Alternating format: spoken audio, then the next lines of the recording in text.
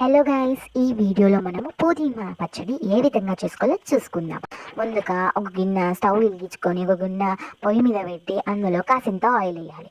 దాంట్లో మిరపకాయలు గుమ్మరియాలి. గుమ్మరించి మనం దూరం ఉరికామండి. నేను మా చెల్లె దాన్ని ఎడిట్ చేసి చచ్చిపోయామన్నమాట. దాన్ని వీడియోలో చూపిస్తున్నంత వరకు వేపుకోవాలి, పక్కకు తీసుకోవాలి. అదే ఆయిల్లో మనం ముందుగా రుబ్బుకొని పెట్టుకున్న పుదీనా ఆకులు వేసుకోవాలి. కొంచెం ఆకుకూరతో ఏ విధంగా కూర చేసుకోవాలి టేస్టీ ఈరోజు మనం ఈ వీడియోలో చూద్దాం. అండ్ అలాగే చక్కచక్క కట్ చేసుకున్న ఆనియన్స్, టమాటోస్ వేసేసుకోవాలి. అందులో కాసింత టేస్ట్కి సరిపడా ఉప్పు వేసుకోవాలి. దాని తర్వాత మూత వేసేసి ఒక 10 నిమిషాలు పక్కకు పెట్టేద్దాం. అంతలోపల మనము పల్లీలు వేపుకొని పక్కకు పెట్టేసుకుందాం. ఒక మిక్సీ గిన్నె తీసుకొని ముందులో వేపుకున్న మనం పచ్చికాయలు, ఇంకా ఉల్లిగడ్డ, ఇంకా పప్పులు అండ్ జీలకర్ర మెంతుల పొడి వేసేసుకోవాలి.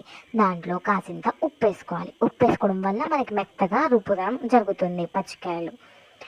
దాని తర్వాత మనం ముందుగా ఉడకపెట్టుకున్న వెజిటేబుల్స్ అన్నీ అందులో గుమ్మరించి మీకు ఎంతవరకు నచ్చితే అంతవరకు రుబ్బుకోండి అనమాట.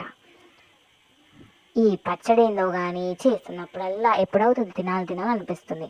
సో దీన్ని మనం ముందు పోపుకి వేసుకోవాలి. ఫస్ట్ ఒక ప్యాన్ తీసేసుకొని అందులో కాసింత ఆయిల్, జీలకర్ర, ఆవాలు, పప్పులు మీ చాయిస్ అండి. పప్పులు ఏం పప్పులన్నీ వేసుకొని అయితే మినపప్పు ఇంకా శనగపప్పు వేసాను.